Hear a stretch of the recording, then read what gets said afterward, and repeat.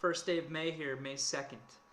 I'm an associate member of T3 Trading Group, which is an SEC registered broker-dealer and member of FINRA SIPC. All trades placed by me are going to be placed through T3 Trading Group. You should carefully consider whether trading is suitable for you in light of your own financial condition.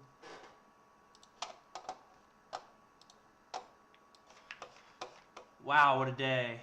First of all, look at this Chegg getting smoked again after hours. CHGG. I thought that this thing had all the bad news that could possibly happen priced in on this last massive gap down that this thing had in November 21. Because this isn't like a traditional growth company, even though it's trading one, right? Like one, right?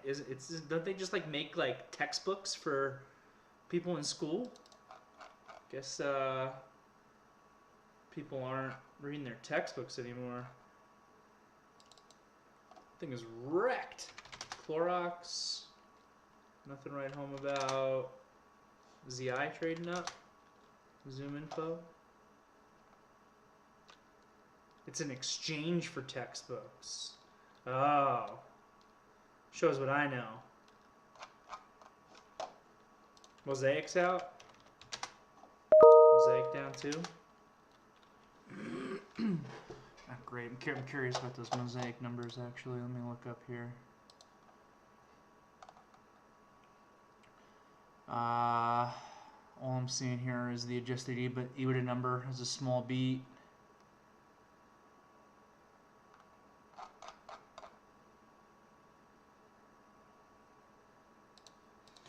All right, it's Monday. Let's hop into it. Wow, you can see today's candle from this 10,000 foot view that I was just at. This doji down here. Wow, we're almost working our way to SPY 400, and there's actually big support here where we held today at around 405 from the pullback in the uptrend that we had back in May 2021. So that's where this market's at this point. We have obviously erased a lot of gains. I think we were figuring out on Friday that Pat saying I definitely would not have graduated college without CHGG. It's funny, I never heard of it when I was in college. I think that we figured out that a technical bear market for the S&P, and we were already in one for the NASDAQ and the IWM, is like 383, 384 in that area for the SPYs. So we're still a ways away from that, but like I've been saying for a long time, it seems like the SPYs are always the benefactor of wherever the rotation is in the market. So rotation into energy, and that's helping the SPYs hold up. Rotation into financials, helping the SPYs hold up. Rotation into FANG stocks, obviously helping the SPYs hold up. But all of a sudden that really changed starting on this day, on April 21st. That was the first day, I feel like, in this entire down move that started at some point in the end of last year, depending upon what index you want to look at, that I really saw this like broad-based, massive selling. Thanks, Will. We saw a broad-based, massive selling kind of coming in across the board, and it was really consistent on all of these days here. Coming into today's trading session was certainly a little bit tricky because we weren't too extended by the way that I measure extension, which is the space between where the market's currently trading in the 80 EMA. We're extended by $10, which isn't a little bit, but it is not a lot compared to the lows that we saw in January and February. But if you coupled that with the information that came from Pat's note, the dynamics from Pat's note were very much in line. Is this it right here? The dynamics from Pat's note were very much in line with these other rest days here. So like this day here on April 25th, where we were extended and had a feeble bounce back.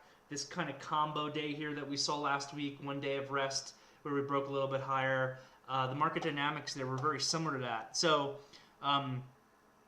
I had been talking about my kind of game plan for today's trading session was that we could definitely go lower, but we would need momentum in order to bring us down. and that I was interested in relative strength longs specifically, because if, and again, one of the ways that I love to think about the market is in terms of if-then statements. If the market itself takes a rest day today, let alone goes up, I wasn't counting on the market to go up, but I don't think that you can count on the market to break down today either, because of the market dynamic stuff that I'm going to talk about in a second.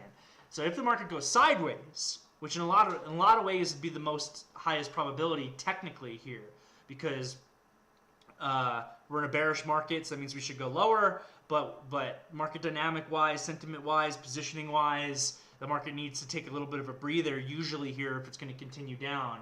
So for a lot of reasons, you could think that the market would have a sideways, choppy type day today, and I thought that with that thought process, we could look for longs in relative strength. And then lowercase James, if he's participating in today's afternoon meeting, he really kind of challenged me on that in the morning meeting today, which is great. I love that, by the way. Challenged kind of the thought process of, should we be looking at longs at all? Because he's saying, hey, we're below major market support here. Not really as much with the SPYs, right? SPY 410 was still kind of holding, but Qs and IWM certainly, opening this morning and closing on Friday below major market support here. And what are you supposed to do when the market's below support, right? This is what we talk about. Well, you're supposed to be short focused. And this is why, though, I'm a technical analyst, right? I describe my approach to trading as probably 85% technicals. But there's other factors that have to come into play as well, which include fundamentals and market dynamics. And with the market dynamics weren't confirming that we'd be able to get continuation today, even as the technicals were.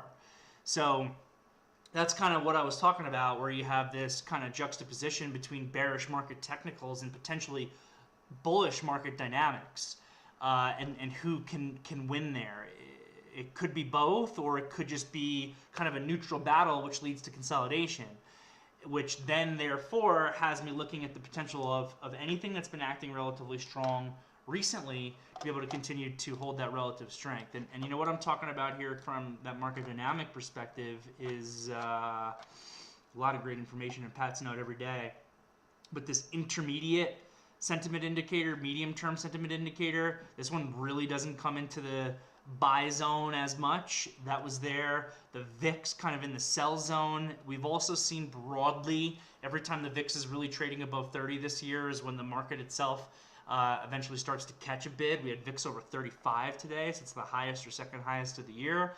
Short term, obviously, cooked to the downside.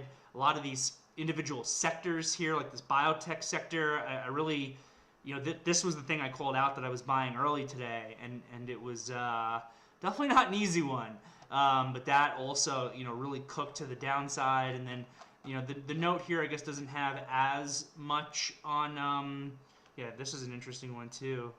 It's interesting that the sentiment could be so much lower than it was in March 2020 in COVID there, but yet not as low as we were in January 19 at that bottom. This is just a different kind of resource there. But anyway, and at the same time, we already know where positioning is at, right? We know where the retail positioning is at. We know where the fund positioning is at. And it seems like that's primarily hedged, short, in cash, not long. So you got a lot of that, like that coil that I was describing in kind of mid-March when we caught that big bounce. That coil is really compressed again, where that could lead to a really big bump. And then obviously we've got a low liquidity market, we've got negative gamma, we've got insane amounts of volatility. The ranges are just like totally nuts. I was also doing a lot of thinking and a lot of research over the weekend about kind of where the market is. And I do think that the market is actually starting to get a bit cheaper. I think our forward PE in the S&P, if someone can fact check me on this, is like, down to $18 or something like that. We see, where the multiples are, even on stocks like Facebook and Netflix that have gotten totally crushed.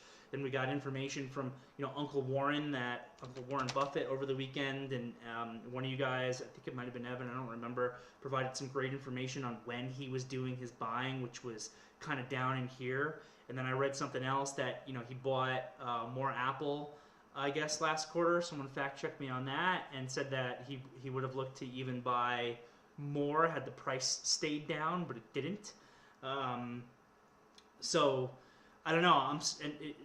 When Buffett starts coming in, it means he's coming in because he sees value in places. So I think that this sell-off is starting to get to an area where you might have a different type of buyer that's potentially starting to look at this market. And if anything, though, one of the big concerns here is just that this price action in the second half of April here, where we sold off, and we've got all these statistics that I don't remember specifically offhand about, the worst start to the year since the 1930s, the worst April for the NASDAQ since 2008, the worst April, or maybe even the worst month, I forget, for the S&P since COVID. You got all those factors, statistics getting hit, which, I don't know, I don't think that means that much. But when I'm thinking about the fact that this selling became kind of broad-based here, my thought process with where we're at is starting to get towards that we're closer to the end than we are the beginning of kind of this sell-off, especially because my personal opinion is that, and I easily could be wrong, is that the market is overpricing in the degree of hawkishness from the Fed, which I think is what the Fed wants. The Fed knows the power of their language. Just look at what the Fed's been able to do to bonds in the stock market when all they've actually done so far is one little 25 basis point hike. We are still in an area, even if we get 50 basis points later this week, even if we got 75 basis points next month, which I don't think is actually going to happen. I think the market's overpricing that in. But even if we did get all that, we're still in a time of really historically easy overall policy. And I think that it's worth kind of keeping that in mind. It's just the speed of things can be definitely shocking to the market. So, my thought process when you look back at kind of history and the history of bear markets and things like that is I do really think that we're in a more run-of-the-mill type bear market. Your average bear market that is going to be, 20-25% to the downside. Maybe not even that with the S&P. We're seeing that with the NASDAQ and the Russell, which I think that the Russell is the best when it comes to having an idea of what your average stock looks like. I think the Russell, I did some quick math on the IWM at one point today when it was closer to lows versus the closing high that was back in November, and it was like 26% down from that high. So, 26% down, if this is really the best index that's out there for understanding the market, 26% down, that is your kind of run-of-the-mill, bear market when you look back at history. And then when you combine that with the fact that, a lot of these stocks are just off. There's so many things that are off so much more than the market. And even companies that, like if you look at an AMD is definitely an expensive, high multiple stock, but it's also a very real company. So just to see like the price of, basically what I'm saying is AMD is not it's not skills. I don't even remember what that symbol was. It's not skills, right? It's not Wish. Does anyone remember this from the meme days, or Root? Or even Fubo, right? We're talking about AMD. And even this has come down from $165 to $85 as of last week. So coming into today, my thought process is, I don't think that we're quite at the absolute bottom here with things yet, but I think that we're closer to that than we are to the beginning, which could change if the economy really begins to deteriorate. And that's obviously the other big argument. Like I would say from a multiple perspective, a lot of things that we're looking at have come down to earth in a pretty big way. And look, you can still say, hey, Derrick, what about GameStop? What about AMC? What about, a handful of other stocks? I'm kind of just talking, more broadly here. because there's definitely still some areas in the market that I would view as, you know, frothy or expensive or whatever. So at this point, though, where we've had a lot of multiple contraction, then it really does kind of turn itself over to the degree to which the economy itself can be sustained. And there's definitely arguments on both sides of that. But I think that at least in like an intermediate time frame, maybe not a really big, like a bigger time frame, if like the economy goes into a massive recession or something. But even with that, I mean, you got so many market participants that really think that this recession is going to happen. Well, if people think that the recession is going to happen, they already priced that in. And I was also thinking over the weekend, though I didn't have the time to do any research on it, and I'd love to know if maybe one of you guys have information on it or can provide research. I'd love to know the history statistically of how the market trades versus recessions, right? Just because we go into a recession, let's say that tomorrow is the second quarter of negative GDP and we're in recession and it's like official. Does the market have to go down on that? Because the market maybe already has that priced in, and if that's it's just a run-of-the-mill recession that is, you know, a couple quarters of negative growth and then we're turning back around. You could have the economy officially in a recession with the market no longer going down. And I'm just talking out loud here. I don't have the data to back that up. It's just something that I was thinking about and would love to have data on it and to be able to look at it. I think that historical statistics are important, though we always have to recognize that every situation you're looking at is a new situation. That was kind of, you know, my thought process coming into today, and then I'm thinking about this all obviously. I'm thinking about this in relation to a couple of things. One, I'm thinking about, did anything really change from like a big picture just between this day on April 21st and where we are now, or even at where we were at Lowe's today, right? April 21st, and one of you guys was very smart to liken that trading session to March 3rd here. We had this false break to the upside off of the resistance of this consolidation that then led to a obviously pretty brutal move lower, culminating at least so far into today's low. So I'm asking myself, did anything really change from like our big picture qualitative fundamentals between this period of time? And I don't really think so, except for we had a few periods and a few days where the Fed member commentary just got very, very hawkish. Right, you had the one guy talking about a possibility of a 1% hike, and you know, the Fed futures, the Fed fund futures market has started to price in it. Last I saw, a 90% chance of a 75 basis point hike in June. I still don't think that's going to happen. I think that's a little bit aggressive, but that's just, again, that goes back to what I was saying earlier about the power of language, right? And then obviously, you know, you got to be thinking about whether or not we're at peak inflation or not. So that all sets us up coming into today, where we know our market dynamics and we know that the Fed is going to be on Wednesday. Like I said in the morning meeting, I believe on the last Fed meeting where they did hike by 25 basis points, that we started to really rally on the Tuesday before it, the day before it.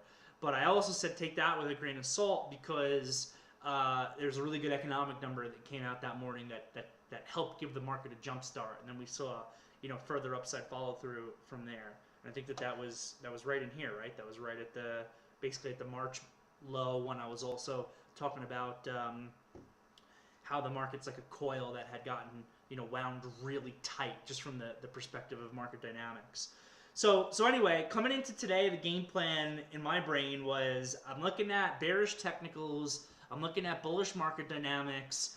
Let me look for relative strength and relative weakness. And where I'm looking for that specifically is in a couple main places. One is that I am still looking at energy, but I'm being a little bit more patient on energy, and you could definitely make the argument that I've been too patient over energy, and I missed a couple of opportunities like this one back here in March. Was a great opportunity in mid-March to be able to buy this pullback in the XLE. So I'm just being patient here, but we did discuss a buy setup back through the inside day low. So that worked okay for, you know, several stocks today if anybody took it. But I was really, again, kind of more focused on these growth stocks that I've seen consistent relative strength on last week.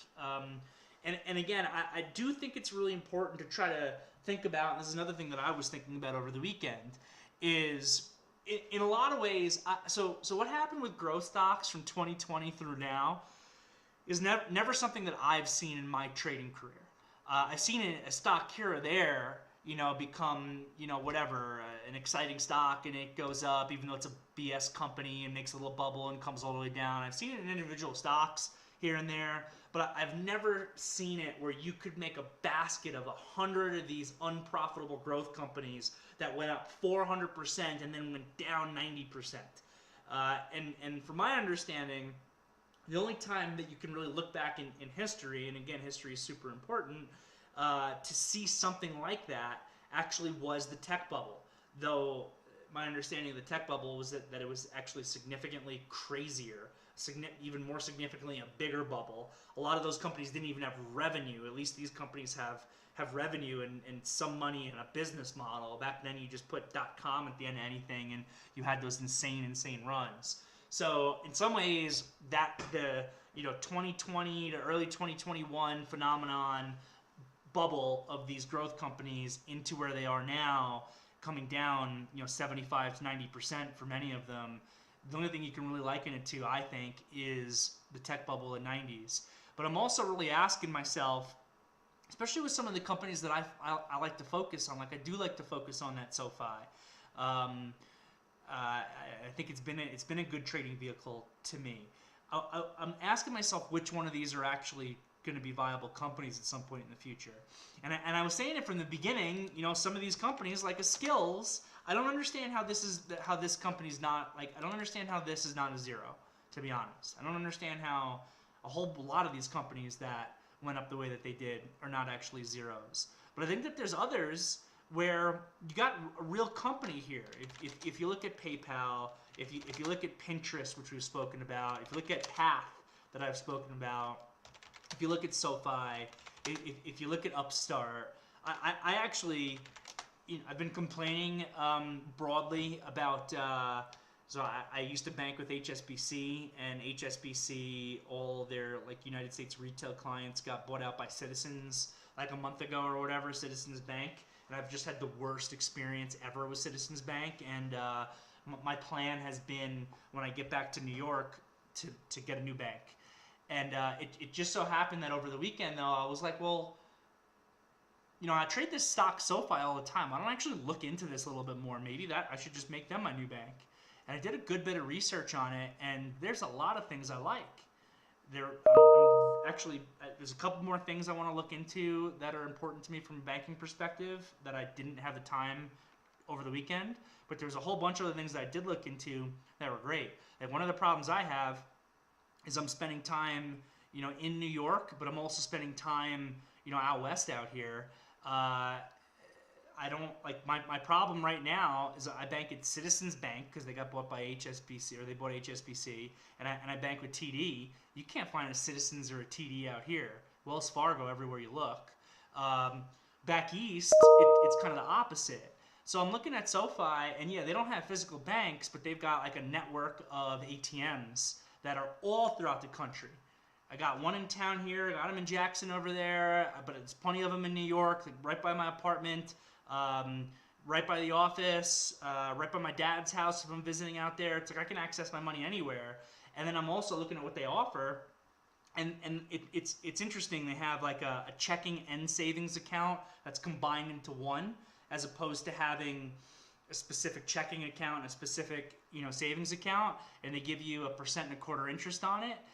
Wow, that's a 1.25% interest on what basically becomes a checking account for me, when I actually get access to free ATMs that are in every different place of the country that I'm going to. There's a lot to offer here. So I'm seriously considering actually, when I close down Citizens, actually using SoFi. So I like the product, and I read even more about the business again over the weekend, which I have in the past. I know that they've gotten hit by the student loan fiasco, but this is a very real viable business. This is a company that I can see, unless it gets bought out, which could also happen, this is a company that I could see being here in 10, 20 years.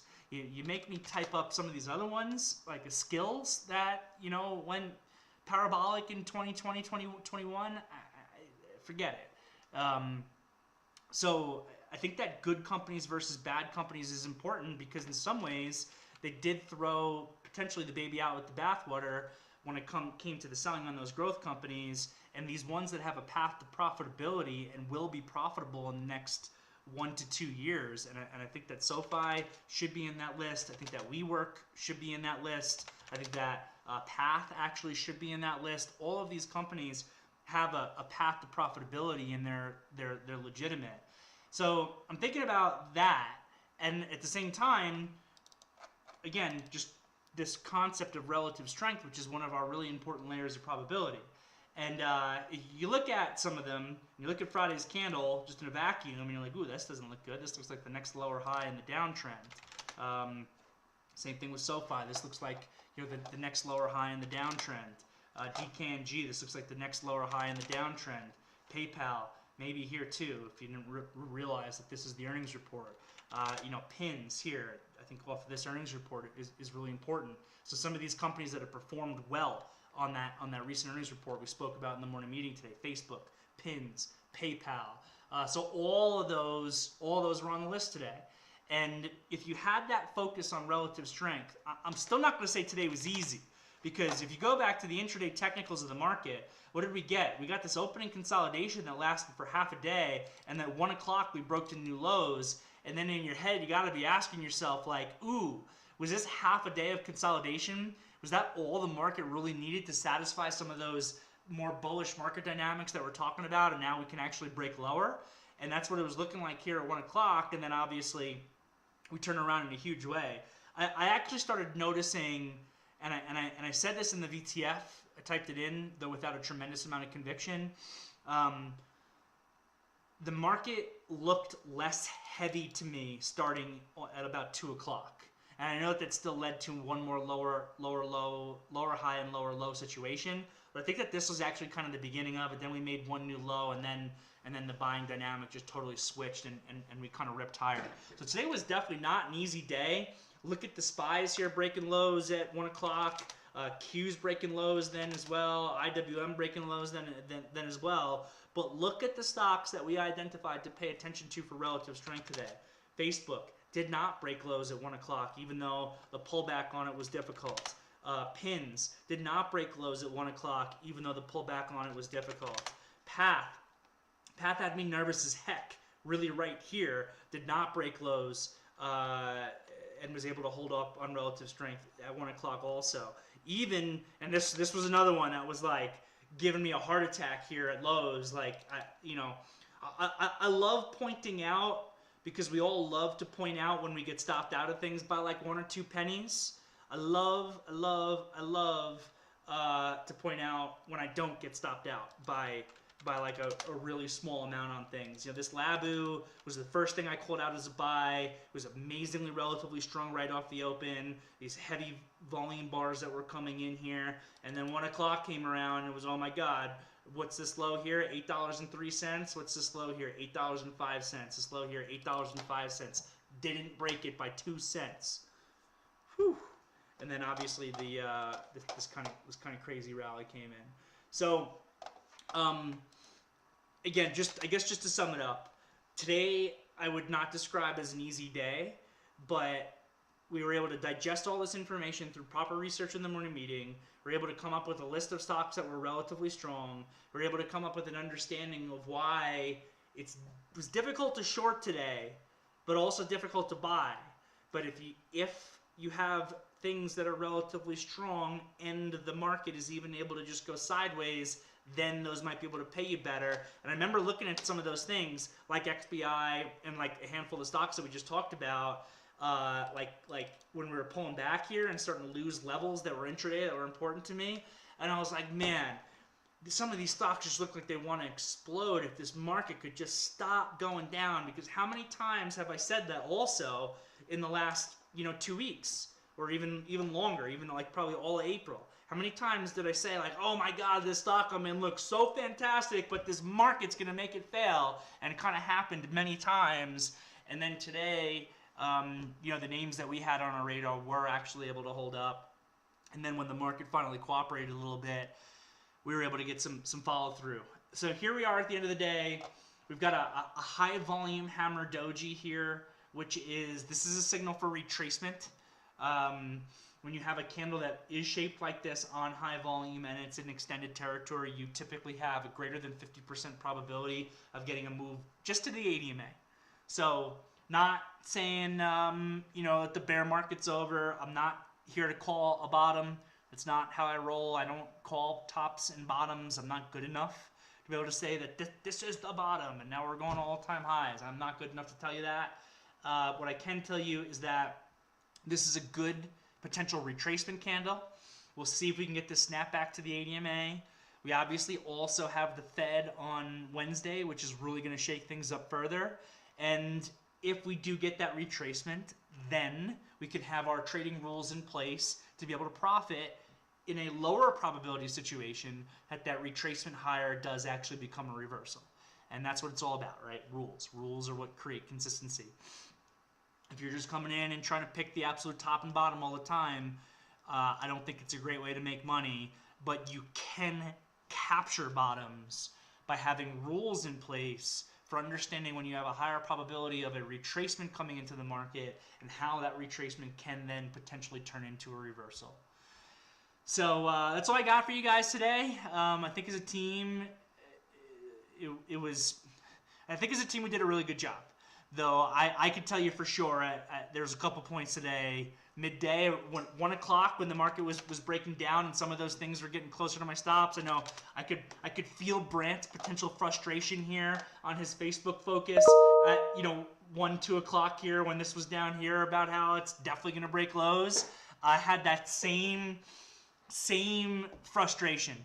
I had that same frustration at this time of the day here, like, oh my God, I can't believe it's going to happen again, and I'm going to get stopped out of some of these things. And luckily they barely didn't, and then we caught that rally. So anyway, overall tough day, but I think we did a fantastic job. I'm happy to answer any questions that I missed. So let me just go back to 10 after 4 in the VTF and see what we got here.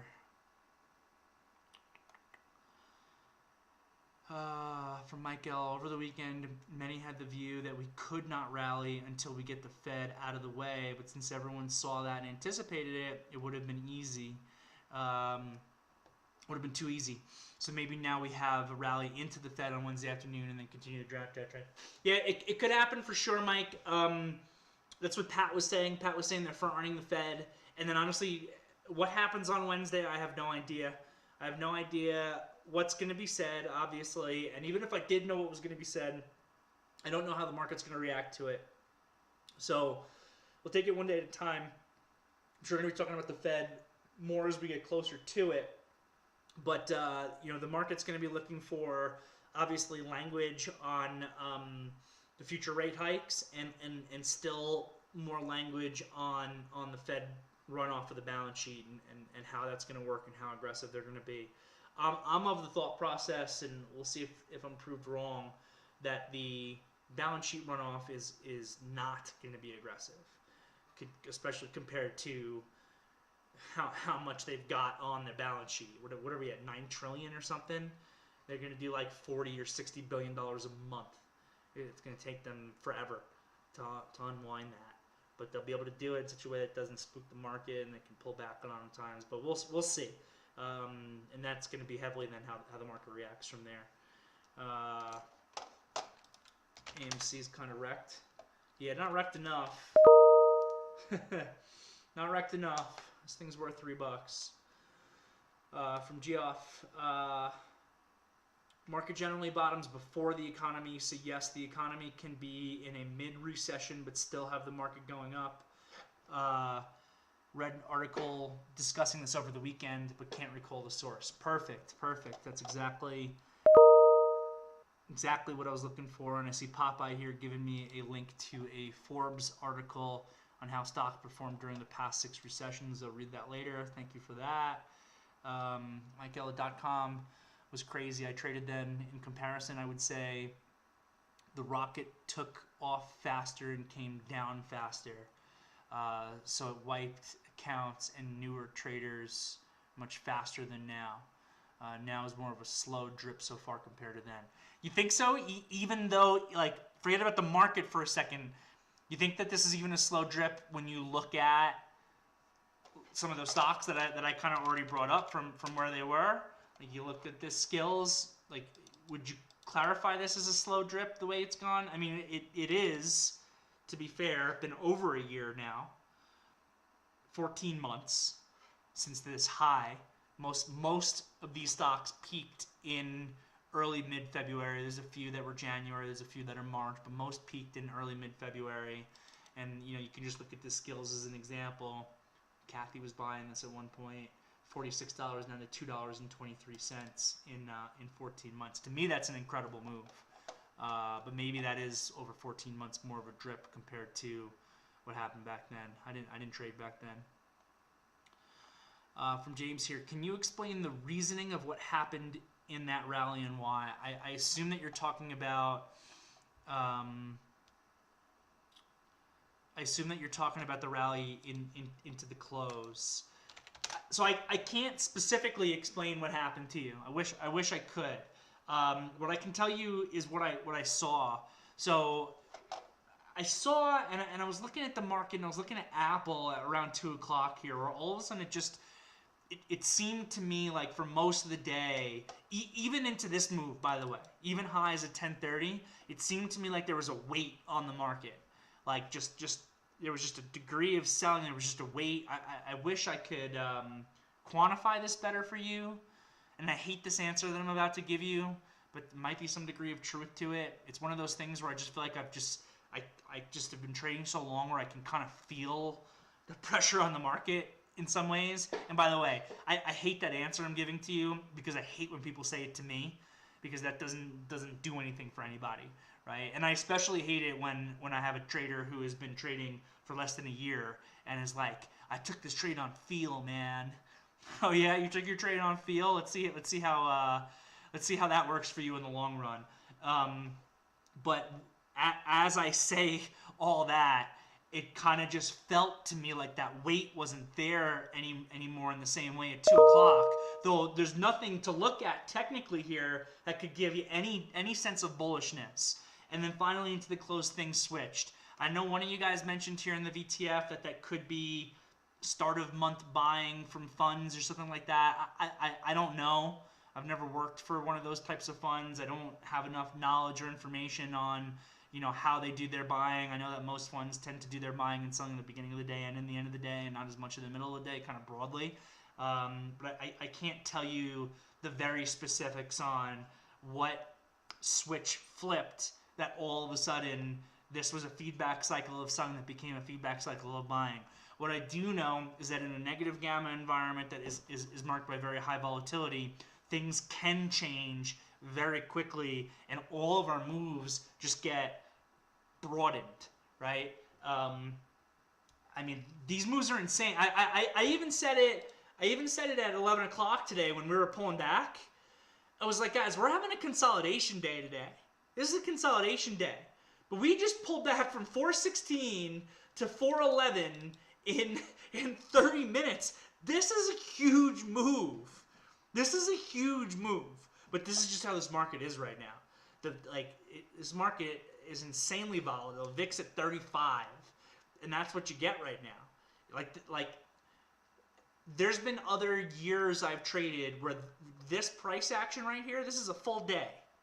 This is a full day. It's like a we had a big move today, and now it's 30 minutes. So yeah, I hope that helps you, James. I don't want to give you information that I can't give you, but that's the best I can do for you. For Mr. Trees, what do you do when you can't catch a break? I've been trading for over a year, and even when the probability is on my side, the trade breaks the odds and goes against me. I feel like this isn't for me. Well, I'm sorry to hear that, because I know you've been following along on YouTube for a while. Market environments change.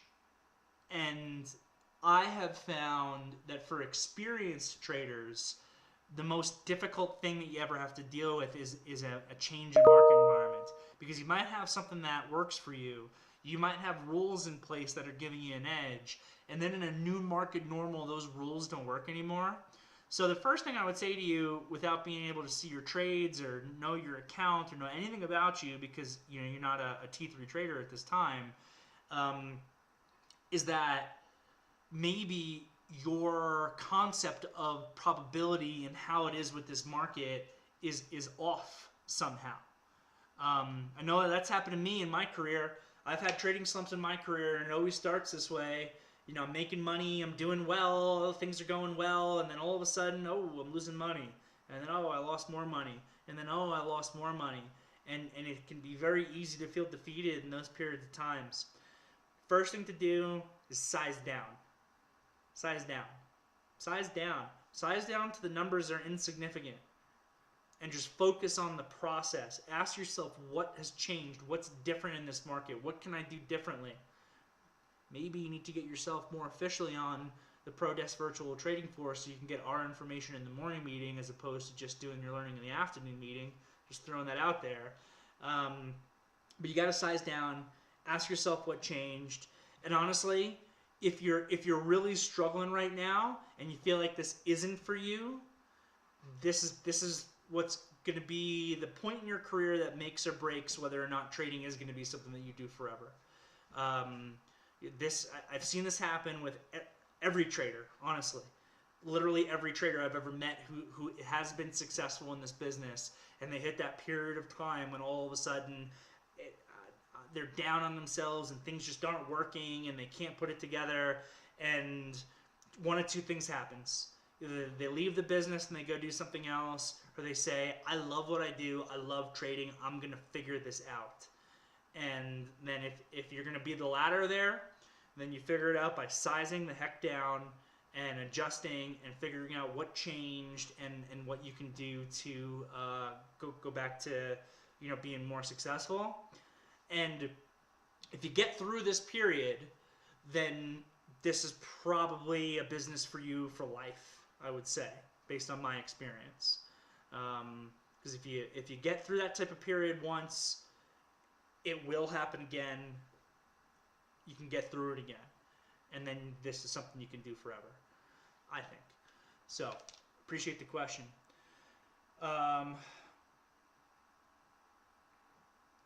Cody's saying that the key is staying in the game as long as possible, according to the book One Good Trade. Yeah, One Good Trade is definitely my most recommended book to learn specifically about proprietary trading.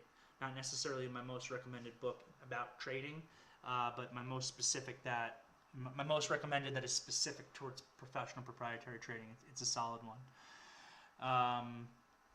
From PS, the Fed has suggested they will do $95 billion a month.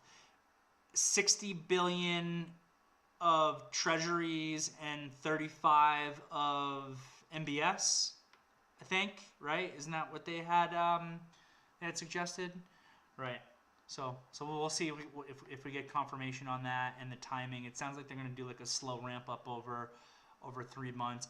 I don't know how much MBS they have on the balance sheet, so I'd be curious to know what the runoff time is on that. And I think that's how they're going to be doing it also, right? Is through basically letting things expire and not renewing it as opposed to outright. I don't think they're going to be outright selling on the market, right? Not 100% sure. Maybe someone can provide that information for me. From H, never trade after 3. Yeah, I mean, I do trade after 3, but for me, it's more position. The problem with trading into the close for me isn't the moves; it's the amount of time left in the day. Because I don't like to swing positions if I don't have a good profit cushion. And the problem is if I'm taking a trade at 345, how good of a profit cushion am I going to be able to have? Though today, obviously, this rally was so big into the close that you probably could have caught a decent profit cushion for yourself in any trades. But anyway, gang, I think that we navigated today really well. I'm not saying today was easy. I think that the game plan that we had was super on point. And we got a little lucky in a couple spots that the stocks we were focused on didn't break lows and stop us out of everything at 1, 2 o'clock today. And that's it. So still going to be a big week. We still have a lot of companies reporting earnings. We've got the Fed on Wednesday. So much happening. I'll see everybody tomorrow morning. Have a great night.